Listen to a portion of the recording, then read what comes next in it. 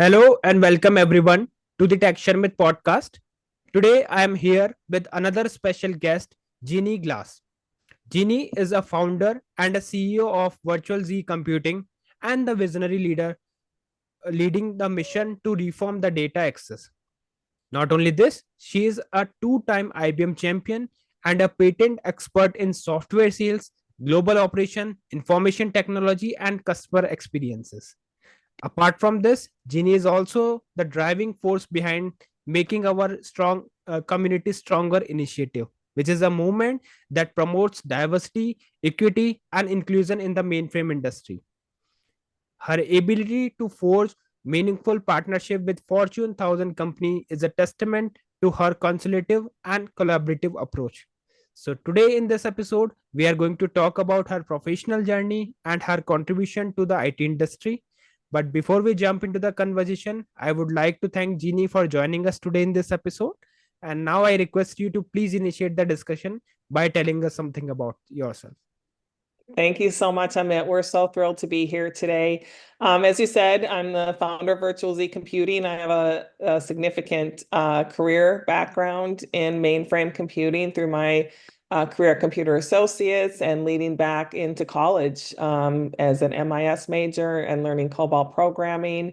And a lot of that just led to the founding of VirtualZ several years ago. We've raised over $7 million today, and the company's, I think, a really disruptive company in a number of ways that we'll talk about today. You know, being a women-founded mainframe software company is unique. Our technology is certainly innovative and disruptive. So we're just really thrilled to be with you today. Thank you. Okay. Thanks for the introduction, Jenny. And now we would love to hear more about your journey. So, could you please share your journey from starting your career to becoming the CEO of this virtual Z computing? So, like, what were the key moments that shaped your path? Yeah, one of the really key moments was when I was early into my college career and I didn't know what I wanted to do. This was I graduated high school in 1981, so early 80s.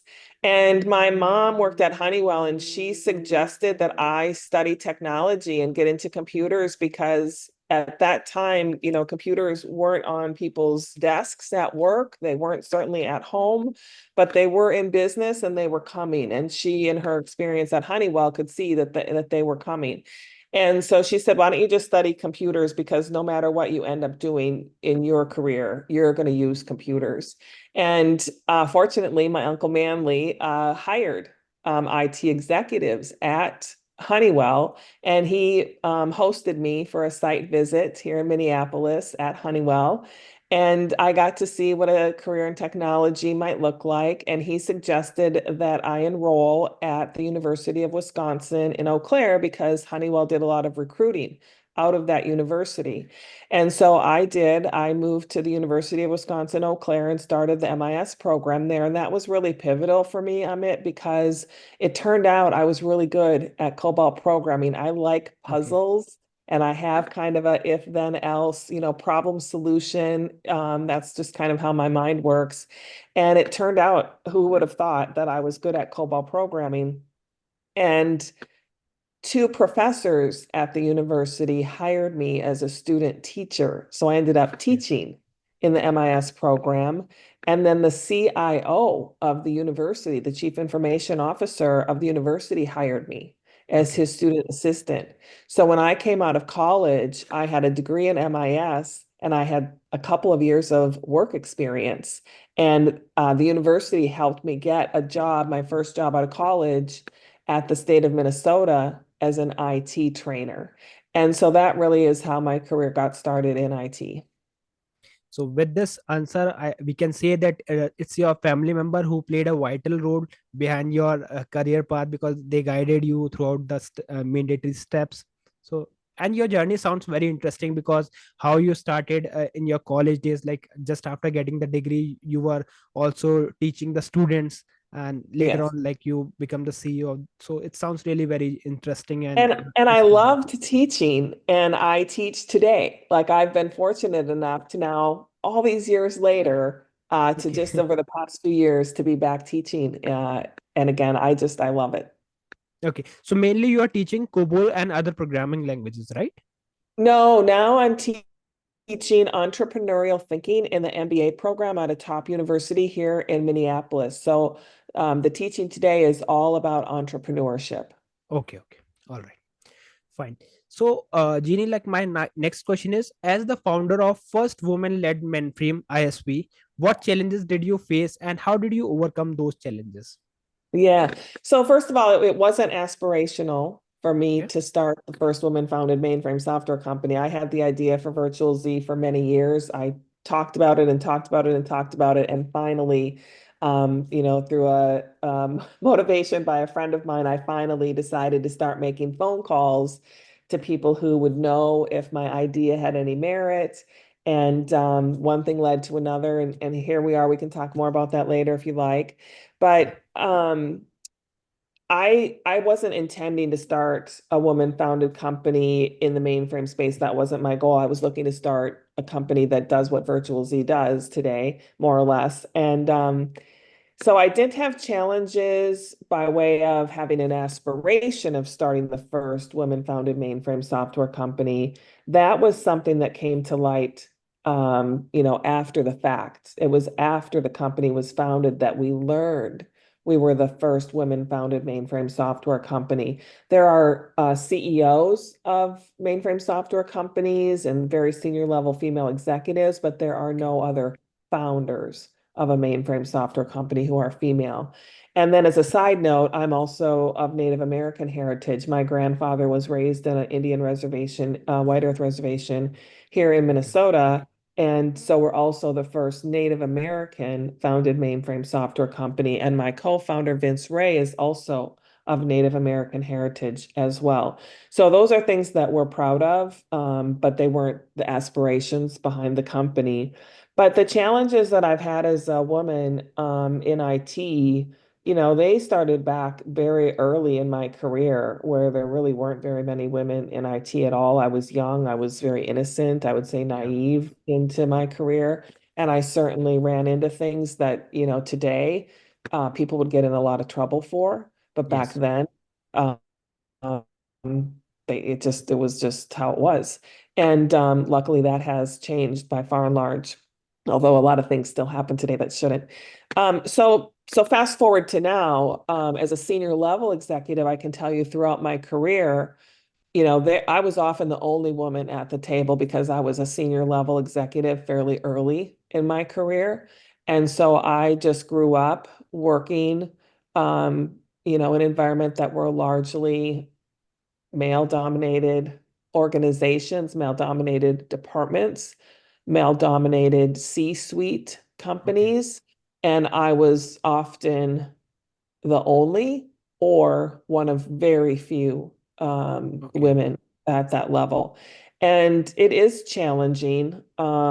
Just sometimes things are said that shouldn't be said. And um, I think as a founder, the biggest challenge I met has really been in financing the company.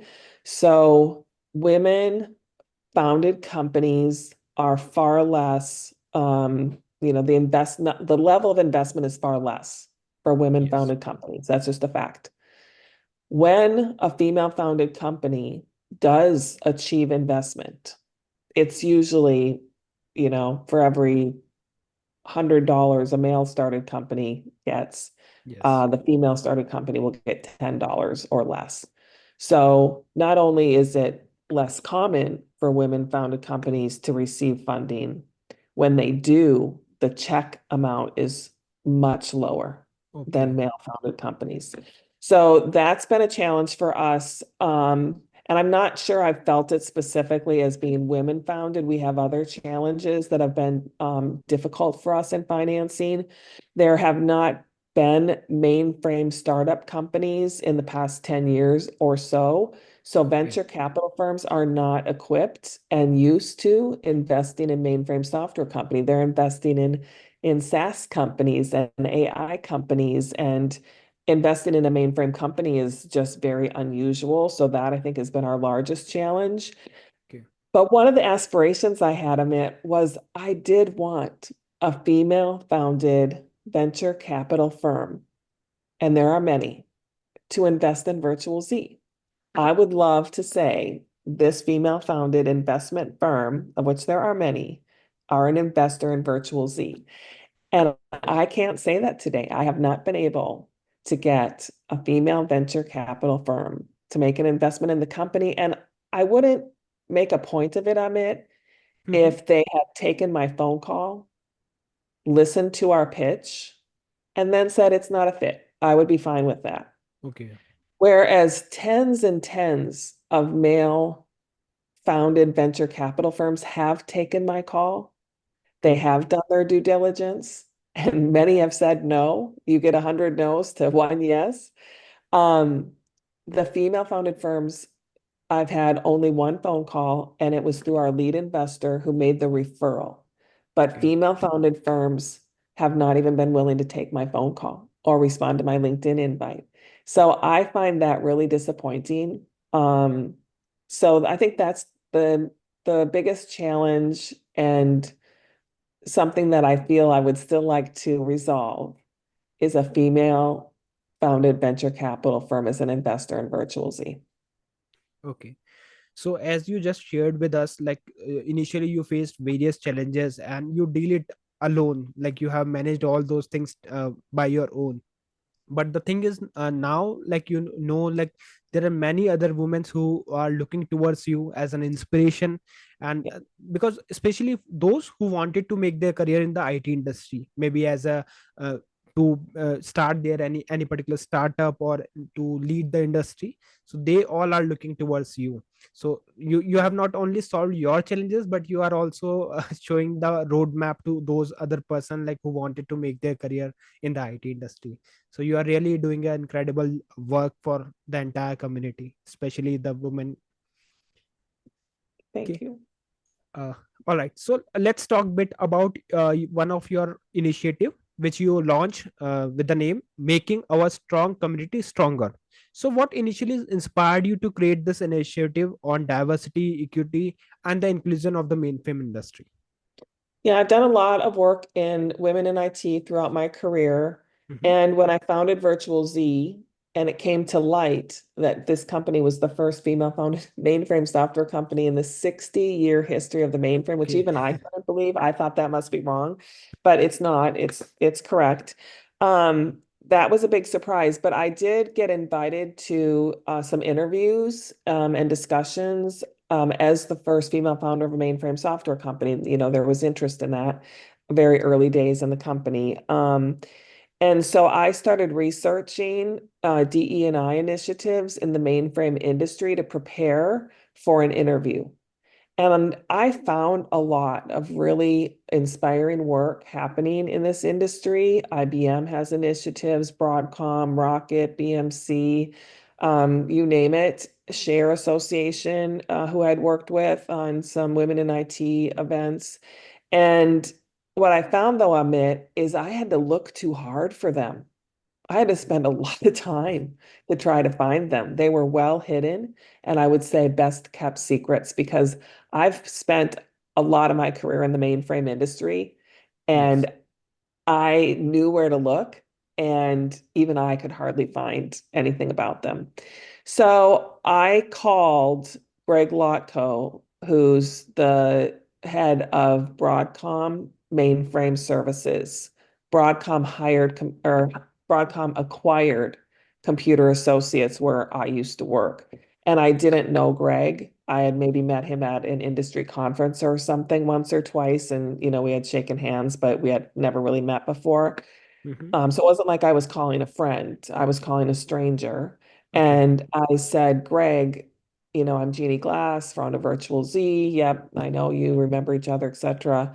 But I said, I'm looking too hard for what's going on in DE and I in the mainframe space. And you all have your own initiatives, IBM, Broadcom, etc. But what if we all came together at a C Yes. level and formed an initiative? Wouldn't our voice be louder? Won't we make more progress more quickly than if we just keep doing our siloed work? And although everybody's competitors, Greg loved the idea. He jumped in. I would say today, Greg is largely the leader and sponsor of the initiative. He just really ran with it. He called Ross Morey at IBM, who assigned a sponsor. He called, at the time, the founder of Rocket Software, Andy Eunice. And the initiative has been picked up by Rocket's new CEO as well. Okay. And the initiative really launched with just four founding companies. But today, I think there's seven: Tech Channel, um, Open Mainframe Project, BMC, Rocket, IBM, et cetera. And so the initiative, I think, is now in its fourth year. And if you ever listen to any of the podcasts, they're so inspiring because people who have challenges and are maybe considered, minority or neurodiverse or whatever the case may be, diversity of a variety of levels, is discussed in the initiative in, I think, really important ways. And people tell they're really personal stories that, quite honestly, have brought a tear to my eye several times, and I know have made people actually cry several times, because you're very vulnerable when you're telling a personal story that can be a time of struggle for people, and they're bringing Yes. their experience to these calls so that other people out there listening, realize that they're not alone, that there's a source of community for all of us, regardless of our backgrounds and so experiences. And so I think it's just been a really important initiative in this space. And I'm really proud to have it mentioned on a call like this. And I hope people continue to participate in the Yes. initiative because it's really important, inspiring work, in my view. Yes. And you know what? Because of such type of initiative, you are known for building strong relationship with other thousand companies. So here I would like to ask one question, like what strategies do you employ to develop these kind of consultative partnerships? Yeah, so first of all, I'll say, anybody early in their career who might be listening to this, Mm-hmm. I would not be at VirtualZ. I wouldn't have been able to found the company with the people that I Okay. have founded it with, had I not built relationships early on in my career. Because when I had the idea, excuse me, for VirtualZ, I had to call people that I hadn't worked with or spoken to in 15 years. Okay. And that was really scary. And I Yes. really wrung my hands about, making those phone calls to these people who are very successful. They don't need to work. I didn't know if they would remember me. And they did not need to take my call. And I did reach out to now our chairman, Mark Sokol. And Mark Sokol is the founder of a mainframe software company, Realia Cobol, which was acquired by Computer Associates. And I ended up working with Mark, never for Mark, never directly. He was in marketing, I was in sales. So we were in the same room a lot. And I said, I don't know if you remember me, but we worked together 15 years ago, and I have an idea for a company, and I think you'll know if it has any merit. And Mark is a serial entrepreneur. He's a partner or managing director in a venture capital firm called Florida Funders. He ran I think it was Series B for Splunk's venture financing. And I just knew he would know if my idea had any merit or not. And had I not built those kinds of relationships early on in my career, where somebody like Mark would take my call, remember me, and then be willing to work with me again and help me. Mark has been a mentor to me in building Virtual Okay. Z. We just wouldn't be here. So building relationships not only with customers and partners, but with your coworkers and your Yes. colleagues, that's going to carry through to your career and into your personal life. You build friends and relationships, and um, I just think that's more important than anything else to me. If somebody said, "What's the one thing I should be spending time on and investing in?" It's, you know, the relationships that you're building around you with your coworkers. Work well, you know, be honest and honorable in your work, and work hard, and build the kind of relationships that create trust, so that even when you've left and you're 10 jobs later, you can still call back Yes, right. and have relationships there that you can build upon. And VirtualZ is absolutely built upon career relationships in this industry that are now, very tenured relationships, but huge gaps in between. Okay. Yeah, I completely agree with one of your point which you just mentioned, that relationship should not only be focused for the customers, because it everything is depending on your team as well. So if you That's have right. good bonding with your co-workers, then for sure they will help you to make the customers happy. So Yeah. first thing, collaboration should be proper and everyone should collaborate and work for the same goal set. So that is really very great thing which you just shared. And it is a like everyone who are leading the industry, they should learn from this thing, that yes, if you have good relationship with your teammates, then for sure you are going to achieve various things in your throughout the Yep. journey. Yep. So I think the biggest thing is really building trust, Yes. and having your customers trust that you're taking care of them and you're more focused on them and their interests than any potential outcome you might achieve from the relationship. And I think that's really served me well in my career, is just being focused on taking care of my customers. I know people who have worked for me, where I was their manager in the past, have followed me from one company to many companies, Okay. uh, because I invest in my employees, my customers, my partners, and I think investing in those relationships and creating trusted relationships is really the most important thing. Yes. So Jeannie, like throughout your professional journey, you have written and spoken extensively on mainframe modernization and women in IT. So what do you hope to achieve through your thought leadership efforts behind this? Yeah, well, a couple of things. So VirtualZ's technology is new and innovative, and that can be really hard because mainframe organizations aren't used to a startup. Mm-hmm. So when I call a CIO and say we're a mainframe startup, they haven't heard that word in, Yeah. 10 plus years. And they're used to investing in technologies from known companies like IBM and Broadcom and Rocket and others that have been in this space forever. And they're trusted entities. And I'm not. I'm As a person, I've been in this industry a long time. My team has been in this industry for a long time and are known, but the company's not known, the products aren't known, and they're disruptive technologies. So if you kind of think about the telephone, we all had phones on our walls for years, Yes. and we thought that was an innovation at the time until the iPhone came along, and that was an innovation, and we all adopt technologies at different rates. Yes. Um, I happen to be a patented technologist, but I'm a slow adopter. I think my iPhone is an iPhone 12, probably. So Okay. I'm a slower adopter, and mainframe companies are slower adopters because they're just used to the status quo of, the big mainframe players versus a startup company like VirtualZ. So what I hope to accomplish is to one, bring an innovative technology that helps preserve and expand the mainframe footprint. All of us use the mainframe every day in our Okay. personal lives, and we don't even know it. Every time you use your mainframe, or every time you use your cell phone, you're using a mainframe. Correct. Every time you go to the bank and use an ATM, you're using a mainframe. You book an airline ticket, you're using a mainframe.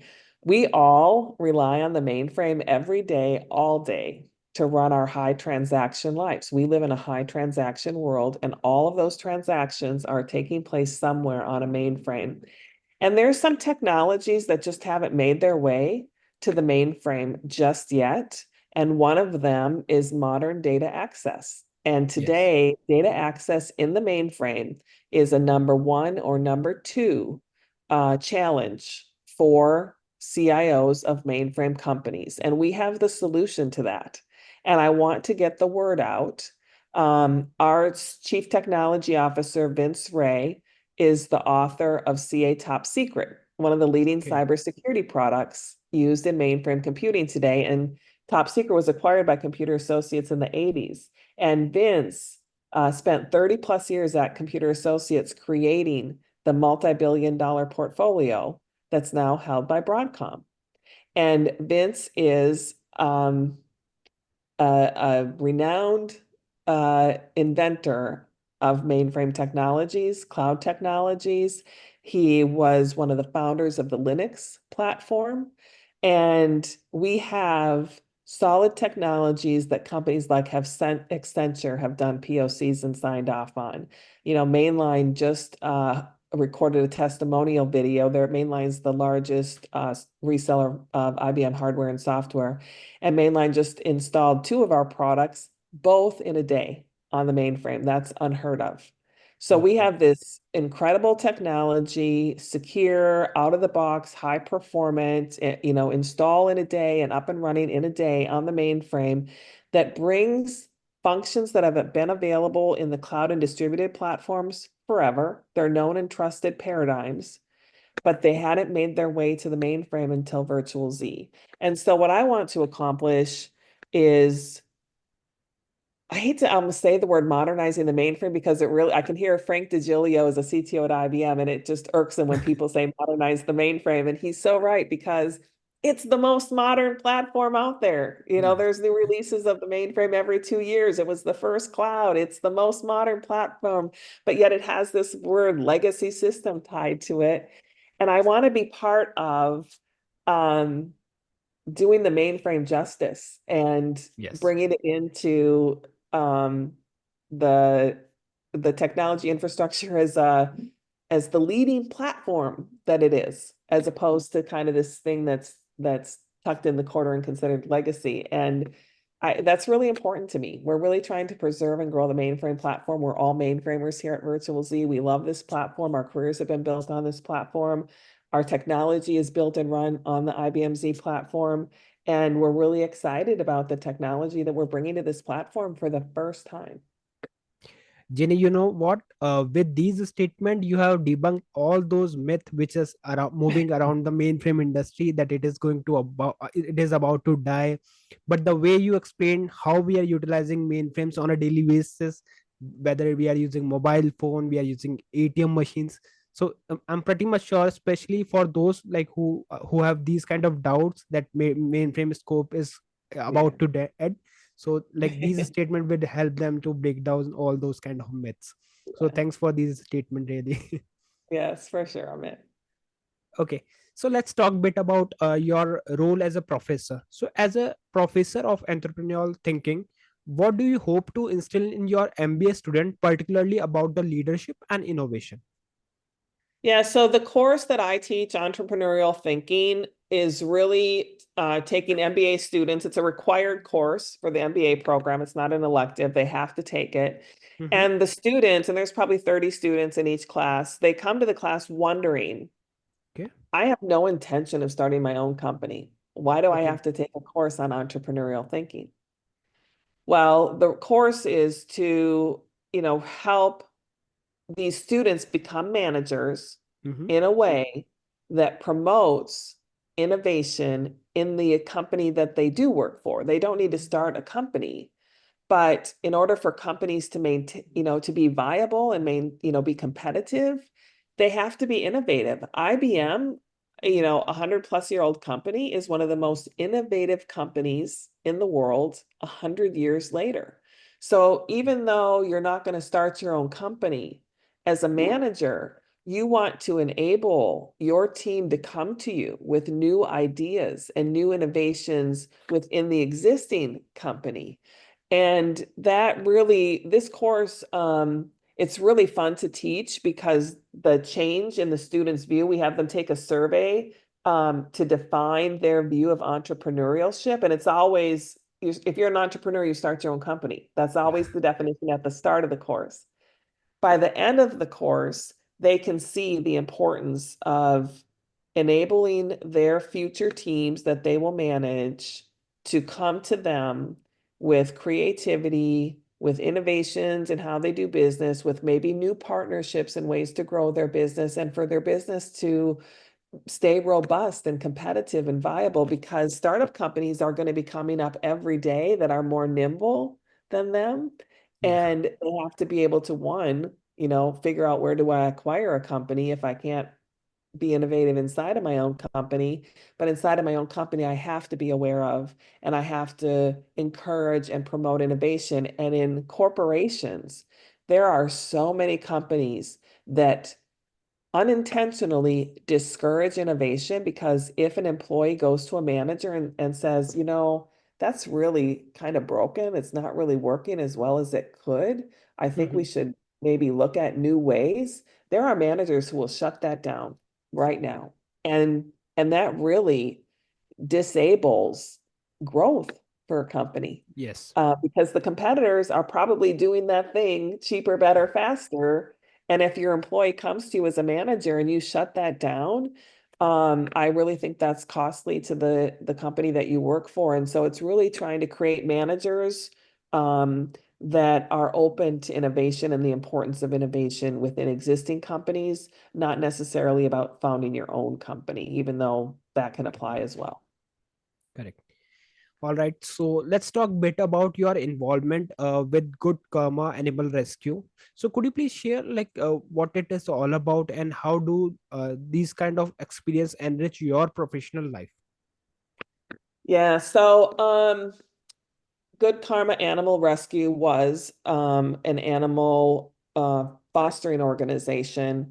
And, I had a dog for 16 years and she Okay. died, and my heart was broken. And I didn't think I would ever have another dog. Mm-hmm. But a friend of mine, about 4 years later, after my dog had passed away, it'd been a long time, um, told me that there was a dog that just needed space to stay for a few days, that it had been bounced around and there was nowhere for it to go, and it was going to be euthanized. And her name was Sydney. And so I had Sydney come and stay with me for a few days. And I realized that I really missed having Yes. a pet, and a dog in particular. And I really loved Sydney, and she did get adopted, and that was also really hard when she left.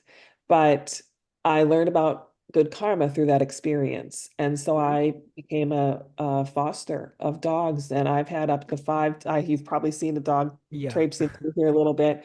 I've had up to five dogs here at a time, Okay. just kind of taking in if they call and say they need help, or a landing place, for fosters. And it's been such an amazing experience. I loved it so much, but also it was really hard because you fall in love with these dogs that are in a Yes. time of struggle, and you're caring for them and trying to rebuild them and get their confidence back, or get them safe, or get them cleaned up, or get them healed from an illness. Or, they're not happy, healthy dogs coming in. They're dogs that have been, on the streets or abandoned or whatever the case may be, and they need help and care. And a couple of family members have adopted my dogs. A dear friend has adopted one of my dogs, so I get to stay in touch with them. And I'm not sure how that really informs my career, to your question specifically, but it certainly informs me as a person. And it's also just giving back. And Yes. that's one of the features, I think, of our characteristics of the team at VirtualZ. If you go to our website, we have a giving back section, and we have a really small team. But if you look at all the work the team does to give back, Vince Ray, our CTO, is a private pilot. He did a lot of work helping victims in North Carolina recently, flying generators. He flies veterans around who need help Okay. getting from one place to another. We just have a team that's really focused on giving back. So I think there's a culture at work, and that's maybe a way that it fits into VirtualZ. But I just think it's really something that's important to me to be doing something to give back. And I don't have a lot of time to do that kind of Yes. work Right. anymore. I don't volunteer with Good Karma anymore. They actually don't exist anymore. A lot of those organizations, some continued on or merged during COVID. And so I don't foster today. I hope to do that again in the future, but it's really hard to find time for those things right now. And yet it's important, because I could work at VirtualZ 24/7, and that's not healthy. So I really try to make sure I'm getting out and doing other things, and Yes. volunteering is one way to do that. You are really doing a very good job with especially with specifically for these innocent animals by Yeah, providing them shelter when they need. So this is something really I admire from one of your good habits, because it is really very good job, because this is something which we are not doing for profit. This is something that's, that everyone should do, right? Apart that's right. from their day-to-day work, like we should take care of all those, whether it is a street animal or a pet animal. So yes, we do need such type of thinking to help and to grow together. So although Jeannie, like we have Yeah. many topics to discuss today, but just because of the limitation of time, I would like to ask my last question, and it is related to mentorship. Like we all know that you are serving as a mentor for many of us, but who had been your mentor? So throughout your career, like have there been any mentors or colleagues whose support had played a crucial role in your growth and made your work more enjoyable? Yeah, so it's kind of funny. So I worked at a Kleiner Perkins startup company, or yeah, startup in the Bay Area early on in my Okay. career. And I was a classroom trainer. I was Okay. at a classroom, or I was traveling around the country doing IT training. And I was doing it apparently in a consultative way, where I was saying, this computer will help you do these things better, and helping the person want to have the product because it was going to make their life better. And the head of sales at the startup company called Dynabook, his name was Gary Hawthorne. He took me aside one day and said, "We're moving you into sales." And Okay. I said, "I would never go into sales, Gary. I don't want to do sales." And he said, "No, I've been watching you in the classroom, and you're a salesperson." But I was in Okay. my early 20s. I had no way to know what I was. And he said, "Please just try it." And he had Okay. already had business cards made up for me. Like, he was putting me in sales, whether I liked it or not. And thank goodness he did that, because I am a salesperson. And Yes. because of Gary, I have had a very successful career in sales that has led to VirtualZ today. And how lucky am I that somebody took time to notice me Yes. Right. and pull me aside and put me where I belonged. I'm not sure what would have happened to me had he not done that. But I have a lot to thank Gary for, and Yes. just for seeing that in me, and moving me into sales. That was a pivotal moment in my career. Okay. All right. So thank you once again. Thank you so much, Jeannie, for joining us today in this episode. And really, it was very nice talking with you. Like specifically, those person like those women who wanted to make their career in the IT industry, they will learn a lot from this discussion. So thank you once again for joining, Thank you, and have a Amit. good day. Thank you so much. You too.